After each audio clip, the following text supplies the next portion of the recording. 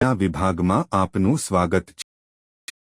આ વિભાગના અંતે તમે નિમ્ન કરવા સક્ષમ હશો। જૈવિક જટિલ પરિસ્થિતિઓ વિશે સમજાવવામાં સમર્થ હશો। જૈવિક જટિલ પરિસ્થિતિઓના પ્રકારો સમજાવવામાં સમર્થ હશો। જૈવિક કટોકટીની પરિસ્થિતિઓ દરમિયાન નિવારક પગલાં સમજાવો। ઝાડા સંબંધિત રોગોના જૂથ માટે શું કરવું અને શું ન કરવું તેની યાદી બનાવો। શ્વસન રોગો સામે લડવા માટેના સલામતીના પગલાંની યાદી બનાવો। મચ્છરોથી થતા રોગો અંગે શું કરવું અને શું ન કરવું તેની યાદી બનાવો। જૈવિક કટોકટી માટે ઇમરજન્સી કીટના આવશ્યક ભાગોને ઓળખો।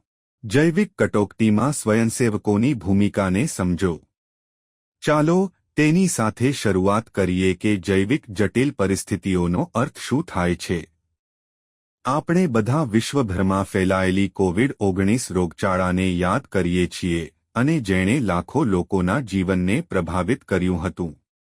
તેના ફેલાવાને રોકવા માટે એક નક્કર પ્રયાસની જરૂર હતી। શું તમને સલામતીના પગલાં અને મહત્વપૂર્ણ સંદેશાઓ યાદ છે જે પોતાને બચાવવા માટે સમગ્ર વિશ્વભરમાં આપવામાં આવ્યા હતા? અહીં કેટલાક સલામતીના પગલાં આપેલા છે જે કોવિડ-19 દરમિયાન સૂચવવામાં આવ્યા હતા। આ ક્રિયાઓ વ્યાપક આરોગ્ય સંચાર વ્યૂહરચનાનો ભાગ હતી અને તેનો હેતુ વાયરસના ફેલાવાને રોકવાનો હતો। કોવિડ-19 એક જૈવિક રોગચાળો હતો જેણે સમગ્ર વિશ્વમાં જૈવિક કટોકટી ઊભી કરી હતી। ચાલો આપણે જૈવિક કટોકટીના સિદ્ધાંત વિશે જાણીએ। એક જૈવિક કટોકટીનો અર્થ એવી પરિસ્થિતિ છે કે જેમાં જૈવિક એજન્ટ જેમ કે વાયરસ અથવા બેક્ટેરિયા જાહેર આરોગ્ય માટે નોંધપાત્ર જોખમ ઊભું કરે છે। આ જટિલ પરિસ્થિતિઓને ઝડપી અને યોગ્ય પ્રતિસાદની જરૂર છે જેથી તેમની અસર ઘટાડી શકાય। જેમ આપણે કોવિડ-19 સાથે જોયું છે, આ રોગચાળો ઝડપથી ફેલાઈ શકે છે જેનાથી વ્યક્તિઓ અને સમાજોને અસર થાય છે। તે સજ્જતા, સમયસર ક્રિયાપ્રતિક્રિયા અને જોખમોને ઘટાડવા માટે કાર્યક્ષમ નીતિઓના મહત્વ પર ભાર મૂકે છે। જૈવિક જટિલ સ્થિતિઓ જૈવિક મૂળ ધરાવે છે અને તે જૈવિક વેક્ટર દ્વારા પ્રસારિત થઈ શકે છે।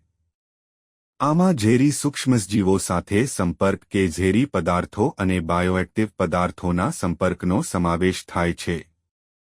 જૈવિક ગંભીર પરિસ્થિતિની અસરોમાં જીવ જતો રહેવો, ઈજા થવી, બીમારી અથવા અન્ય સ્વાસ્થ્ય અસરો, રોજગાર અને સેવાઓ પૂર્ણ થવી, તેમજ સામાજિક અને આર્થિક વિક્ષેપનો સમાવેશ થાય છે। જૈવિક કટોકટીના ઉદાહરણોમાં રોગચાળો ફાટી નીકળવો, છોડ અથવા પ્રાણીઓથી ચેપ કે ઉપદ્રવ અને જીવજંતુઓથી ચેપ કે ઉપદ્રવનો સમાવેશ થાય છે। હવે જ્યારે આપણે જૈવિક કટોકટીની પરિસ્થિતિઓ વિશે બહુ સારી માહિતી મળી ગઈ છે, તો ચાલો આપણે જૈવિક કટોકટીની પરિસ્થિતિઓના પ્રકારો વિશે જાણીએ। જૈવિક કટોકટીની પરિસ્થિતિ ચેપ અથવા રોગચાળાના સ્વરૂપમાં થઈ શકે છે। વધુ જાણવા માટે દરેક આયકન પર ક્લિક કરો। ચેપ એક જ સમયે કોઈ વસ્તી, સમુદાય અથવા પ્રદેશમાં અપ્રમાણસર મોટી સંખ્યામાં વ્યક્તિઓને અસર કરે છે। કોલેરા, પ્લેગ, જાપાનીઝ એન્સેફલાઇટિસ અથવા એક્યુટ એન્સેફલાઇટિસ સિન્ડ્રોમ જેવા કેટલાક રોગચાળા છે। રોગચાળો એ એક ચેપ છે જે મોટા વિસ્તારમાં ફેલાય છે, જેમ કે ટાપુ અથવા સમગ્ર વિશ્વમાં। ઇન્ફ્લુએન્ઝા એચએન અથવા સ્વાઇન ફ્લૂ, સારસ, કોવિડ, ઇબોલા એ અસ્તિત્વમાં રહેલા, ઉભરતા અથવા ફરી ઉભરતા રોગોના કેટલાક ઉદાહરણો છે। આવો આ કેટલાક નિવારક પગલાં છે તેના વિશે જાણીએ જે જૈવિક કટોકટીમાં લેવા જોઈએ। વ્યક્તિગત સ્વચ્છતા જાળવો અને દરરોજ સ્નાન કરો। લાંબા નખ ઉગાડશો નહીં। સ્વચ્છ કપડાં પહેરો। હાથની સ્વચ્છતાનું પાલન કરો। જમવાનું તૈયાર કરતા પહેલા, જાજરૂ કે બાથરૂમ ગયા પછી, ખાંસી અથવા છીંક આવ્યા પછી સાબુ અને પાણીથી હાથ ધોવા। રોગપ્રતિકારક શક્તિ વધારવા માટે પૌષ્ટિક અને સંતુલિત ખોરાક લો। ભીડવાળી જગ્યાએથી દૂર રહો। યોગ્ય વેન્ટિલેશન જાળવી રાખો કે હવા ઉજાસ જાળવો. અત્યંત ગરમ અને ઠંડા હવામાંથી સુરક્ષિત રહો. પડોશમાં કોઈપણ નબળી આરોગ્ય સ્થિતિની નોંધ લો. તબીબી વીમા યોજનામાં સબસ્ક્રાઇબ કરો. પ્રાથમિક સારવાર અને કાર્ડિયોપલ્મોનરી રિસુસિટેશન અથવા સીપીઆર તાલીમ મેળવો. જેમ ચર્ચા કરવામાં આવી છે તેમ જૈવિક કટોકટી દરમિયાન હાથ ધોવા એ મૂળભૂત નિવારક માપ છે. સારી સ્વચ્છતા જાળવવા અને જંતુઓના ફેલાવાને રોકવા માટે યોગ્ય હાથ ધોવા એક મહત્વપૂર્ણ પ્રથા છે. ચાલો જાણીએ હાથ ધોવાની યોગ્ય ટેકનિક વિશે. કાર્યક્ષમ હાથ ધોવાની ખાતરી કરવા માટે 7 સરળ પગલાં અનુસરો. સ્વચ્છ વહેતા પાણીથી તમારા હાથ ભીના કરો. સાબુ અથવા પ્રવાહી હેન્ડવોશનો ઉપયોગ કરો અને તમારા હાથને એકસાથે ઘસીને સાબુનું કામ કરો. પછી હથેળીઓ અને આંગળીઓને ઘસવું. આંગળીઓ અને હાથનો પાછળનો ભાગ અંગૂઠામાં ઘસવું, આંગળીઓ અને નખની નીચે ઘસવું, તમારા કાંડામાં ઘસીને સાબુ લગાડો. સ્વચ્છ વહેતા પાણીથી હાથ ધોઈ લો. 2 વાર હેપી બર્થડે ગાવામાં જેટલો સમય લાગે છે તેટલો સમય ઓછામાં ઓછી 20 સેકન્ડ માટે તમારા હાથ ધોવાનું યાદ રાખો. સંપૂર્ણ હાથ ધોવાની આ દિનચર્યા તમને અને તમારી આસપાસના લોકોને રોગોથી બચાવવામાં મદદ કરે છે અને તંદુરસ્ત વાતાવરણને પ્રોત્સાહન આપે છે. ચાલો આપણે ઝાડા, કોલેરા વગેરે જેવા રોગોથી બચવા માટે લેવાતી સાવચેતીઓ વિશે વધુ જાણીએ. કોલેરા સહિત અતિસારના રોગોથી બચવા માટે આપણે શું કરવું અને શું ન કરવું જોઈએ તેના પર એક નજર કરીએ. ઝાડા જૂથના રોગોનો સામનો કરવા માટે તમારે હાથની સ્વચ્છતા સતત જાળવી રાખવી જોઈએ. જો ઉપલબ્ધ હોય તો સામુદાયિક કૂવાઓ અને હેન્ડપંપમાં બ્લીચિંગ પાવડરનો ઉપયોગ સહિત જીવાણુનાશિત સ્ત્રોતોમાંથી સુરક્ષિત પાણીના વપરાશને પ્રોત્સાહન આપો. કટોકટીના કિસ્સામાં ઓછામાં ઓછા 15 મિનિટ માટે ઉકાળેલું પીવાનું પાણી પીવો અને તે જ દિવસે તેનો ઉપયોગ કરો. સંપૂર્ણ સ્વચ્છતા માટે હાથ ધોવાના 7 પગલાં અનુસરો. પાણીને નાના મોઢાના પાત્રમાં સંગ્રહિત કરો જેને ઢાંકીને રાખવામાં આવે છે. ખાતરી કરો કે માંસ, મરઘા, ઈંડા અને સમુદ્રી ખોરાકને ત્યાં સુધી સારી રીતે રાંધવામાં આવે જ્યાં સુધી સરખી રીતે રંધાઈ ના જાય. રાંધેલા માંસ અને મરઘાની સલામતી ચકાસો. વિકૃતિકરણ અથવા અપ્રિય ગંધ માટે તપાસ કરો અને ખાતરી કરો કે ઈંડાના શેલ અકબંધ રહે છે. જ્યારે ખોરાક તરત જ ન ખાવામાં આવે તો પીરસતા પહેલા તેને ફરીથી ગરમ કરો. જો તમને ઝાડા થાય છે તો તરત જ પ્રવાહીનું સેવન વધારવું. ORS સોલ્યુશન અથવા 5 ગ્રામ અથવા 1 ચમચી ટેબલ મીઠું અને 20 ગ્રામ અથવા 4 ચમચી ખાંડનું 1 લીટર પીવાના પાણીમાં ઓગાળીને ઘરે બનાવેલું મિશ્રણ પીવો. પોટેશિયમથી ભરપૂર કેળાના સેવનને પ્રોત્સાહિત કરો. માંદગી દરમિયાન બાળકોને ખવડાવવાનું ચાલુ રાખો, જો જરૂરી હોય તો સ્તનપાન સહિત. ઝાડાના કેસોને નજીકની આરોગ્ય સુવિધામાં રિફર કરો. જ્યારે બાળક ચીડચીડિયા, બેચેન, સુસ્ત અથવા બેભાન છે, બગડેલું ખોરાક અથવા પીણું અથવા સતત તરસ લાગવી કે તાવ હોય અથવા મળમાં લોહી હોય. આગળ ચાલો આપણે એવી વસ્તુઓ વિશે જાણીએ જે આપણે ન કરવી જોઈએ. જો તમે ઝાડા જૂથના રોગોથી પીડાતા હો તો તમારે આ ન કરવું જોઈએ. અસુરક્ષિત સ્ત્રોતોમાંથી પીવાનું પાણી ના પીવો. કાચો ખોરાક ના ખાઓ. રાંધેલા ખોરાકને ઓરડાના તાપમાન પર 2 કલાકથી વધુ સમય માટે નહીં છોડવો. વિક્રેતાઓ પાસેથી પહેલાથી કાપેલા ફળો ખાવા નહીં જોઈએ. ખુલ્લા વિસ્તારોમાં શૌચ ન કરો અને તમારા ઘરમાં ઉંદરો અને માખીઓને પ્રવેશવા નહીં દેવા. ચાલો હવે ટ્યુબરક્યુલોસિસ, ઇન્ફ્લુએન્ઝા, ચિકનપોક્સ અને મેનિન્જાઇટિસ જેવા શ્વસન રોગો સામે લડવા માટેના વિવિધ ઉપાયો વિશે જાણીએ. શ્વસન સમૂહના રોગો સામે લડવા માટે નીચેના સલામતીના પગલાંનું પાલન કરવું જોઈએ. એવા વ્યક્તિઓ સાથે નજીકના સંપર્કને ટાળો જેમને શ્વસન સંબંધી બીમારીના લક્ષણો ધરાવતી હોય. જે વ્યક્તિઓ અસ્વસ્થ છે તેઓએ ઘરે રહેવું જોઈએ અને લક્ષણો ઓછા થયા પછી ઓછામાં ઓછા 24 કલાક સુધી જાહેર સ્થળો, શાળાઓ, ઓફિસો અથવા સમુદાયથી દૂર રહેવું જોઈએ. બીમાર લોકોએ ઘરે અન્ય લોકોથી અંતર જાળવવું જોઈએ. શ્વસન સ્વચ્છતા અને ઉધરસના શિષ્ટાચારનો અભ્યાસ કરો. ખાંસી કે છીંક આવે ત્યારે મોં કે નાકને રૂમાલથી ઢાંકવું. રૂમાલ કચરાપેટીમાં નાખો. હાથની સ્વચ્છતા જાળવી રાખો.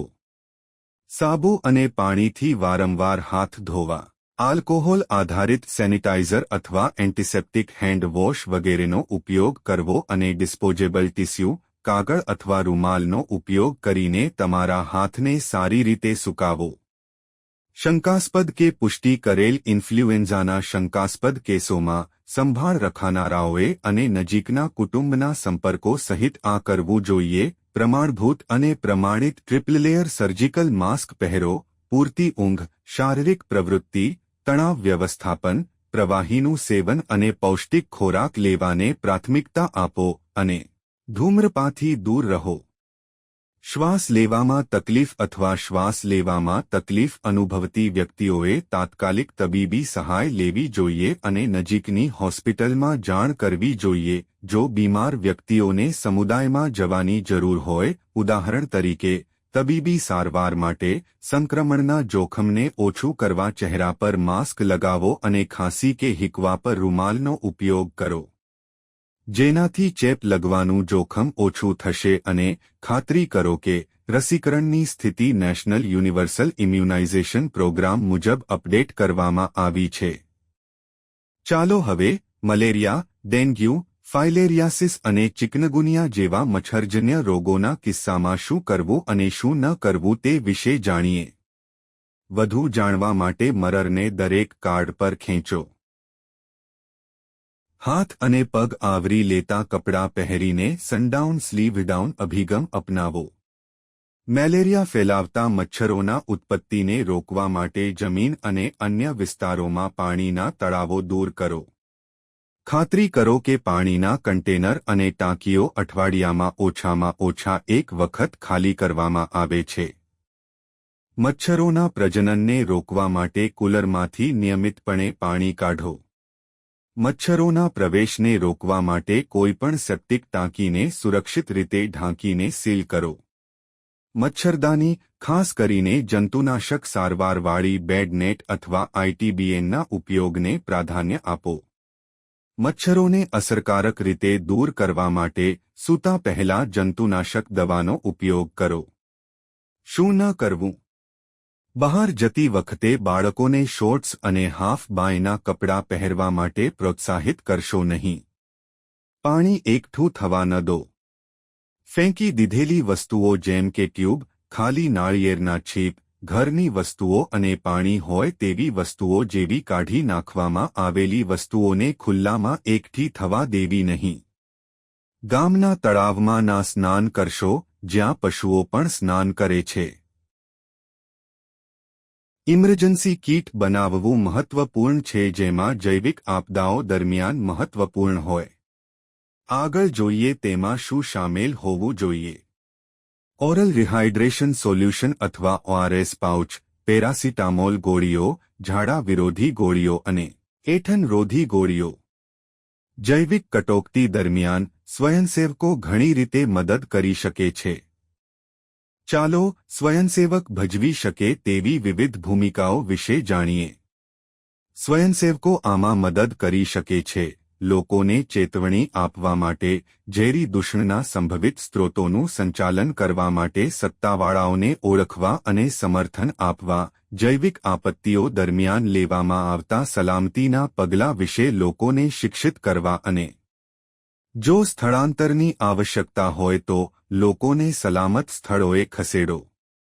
સ્વયંસેવકોએ કોઈપણ પ્રવૃત્તિઓ પ્રત્યે સતર્ક રહેવું જોઈએ જેનાથી ફેલાવો થઈ શકે અને અધિકારીઓના ધ્યાન પર લાવી શકે. આ સાથે અમે મોડ્યુલના અંતમાં આવ્યા છીએ. ચાલો મોડ્યુલમાં ચર્ચા કરાયેલા મુખ્ય મુદ્દાઓને યાદ કરીએ. અમે જે શીખ્યા તે અહીં છે. જૈવિક આફતો જૈવિક વાહકોથી ઉદ્ભવે છે અને તેમાં પેથોજેન્સ, ઝેર અને બાયોએક્ટિવ પદાર્થોનો સમાવેશ થાય છે, જેનાથી આરોગ્ય પર અસર થાય છે અને આર્થિક વિક્ષેપ થાય છે. જૈવિક આપત્તિઓ રોગચાળો અથવા રોગચાળો પ્રકૃતિમાં હોઈ શકે છે.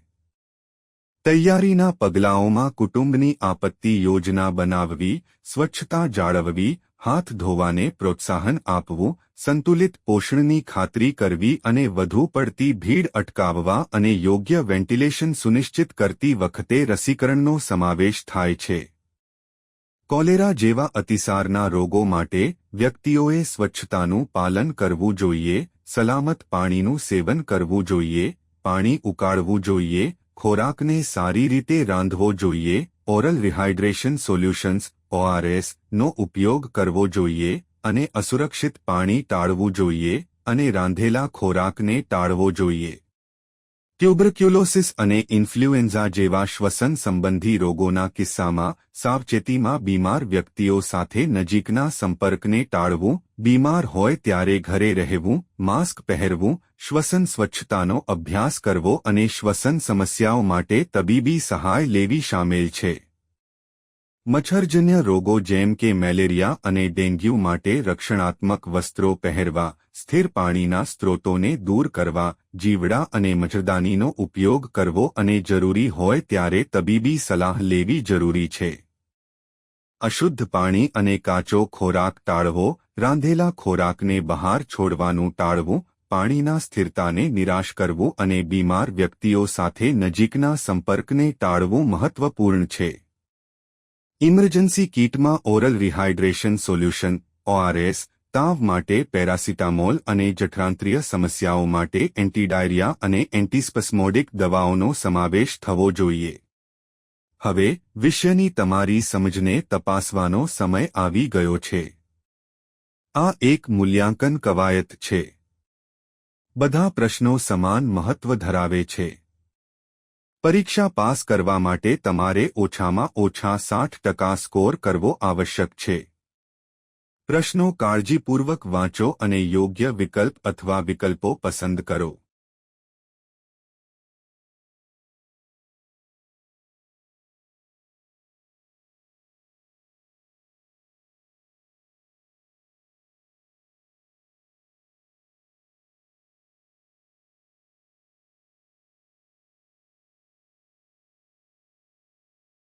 અભિનંદન! તમે જૈવિક કટોકટી પર મોડ્યુલ સફળતાપૂર્વક પૂર્ણ કર્યું છે. તમે પાછા જઈ શકો છો અને કંઈ પણ ચકાસી શકો છો જેના વિશે તમે અચોક્કસ છો.